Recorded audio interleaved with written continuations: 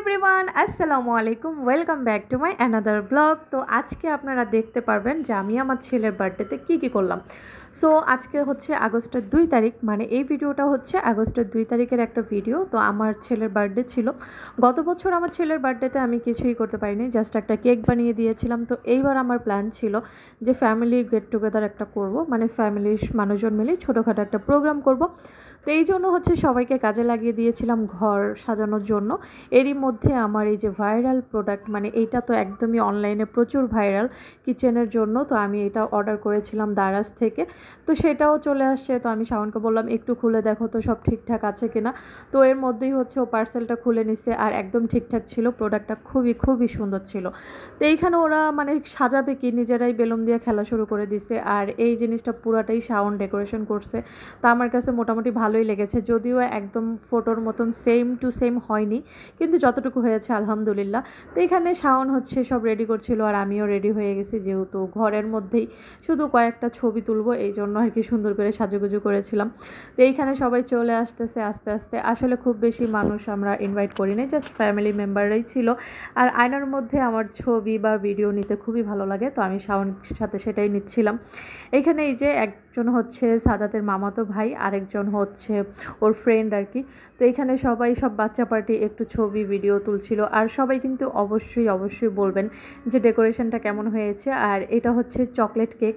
এই কেকটা আমি নিজের হাতে বানিয়েছি। আমি প্রতিবারই আমার ছেলের বার্থডেতে আমি নিজেই কেক বানিয়ে দিই। আমি একে একে সবাই হচ্ছে ভিডিও করছিল আর ছবি তুলছিল, আর সাদাত এত বেশি বিরক্ত হইতেছিল। সাদাত কেন যেন কোনো ছবি তুলতে চায় না, ও খুবই কান্নাকাটি করতেছিল।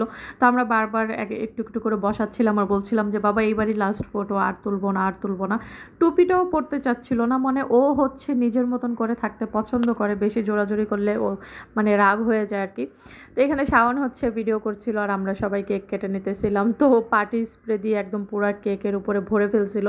তো শাওনকে বললাম যে তুমি এসে বসো, তো বলতেছে যে না আমি একটু ভিডিও করে দিই, পরে হচ্ছে আমি যাব। তো এই যে এখানে শাওনে গেছে, মানে আমি কেকের উপরে হচ্ছে মোল্ড দিয়ে চকলেট বানিয়ে দিয়েছিলাম। তো ওই চকলেটটা খাওয়ার জন্যই হচ্ছে সাদাত মানে খুবই পাগল হয়ে গেছে, যে কখন কেক কাটবে কখন খাবে, এই জন্য হচ্ছে ছবিও তুলতে চাচ্ছিল না। তো এই তো কেক হচ্ছে আমরা সবাইকে দিয়ে দিচ্ছি, আর যেহেতু সব বাসার মানুষই, এত ফর্মালিটি করার কিছুই নেই।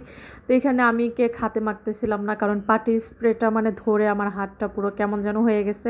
এখন আর মানে হাতে কোনো কিছুই মাখতে ইচ্ছা করতেছে না। তো শাওন হচ্ছে আমাকে একটু খাওয়াই দিতেছিল। আর এই যে দেখেন আমাদের পার্টির থিমটা যেহেতু গোল্ডেন আর ব্ল্যাক ছিল, তো সবাই চেষ্টা করছে যে একটু একটু ব্ল্যাক বা গোল্ডেন পরার। তো আমি আর ভাবি হচ্ছে সেম সেম ড্রেস পরছিলাম। তো এখানে ভাবিকেও খাওয়াই দিচ্ছিল। আর এই যে ফাইনালি আমাদের কাচ্চি চলে আসছে। তো প্রোগ্রামে হচ্ছে শুধু কাচ্চি রান্না হয়েছিল, জালি কাবাব রান্না হয়েছিল, আর হচ্ছে এমনি ঠান্ডার ব্যবস্থা ছিল আর কি। যেহেতু কাচ্চি রান্না করছি আর বাসার মানুষই, এই জন্য আর কিছু করে নেই। তো এই কাচ্চিটা হচ্ছে এত বেশি মজা হয়েছিল। আর হ্যাঁ, এই কাচ্চিটাও কিন্তু আমিই রান্না করছি।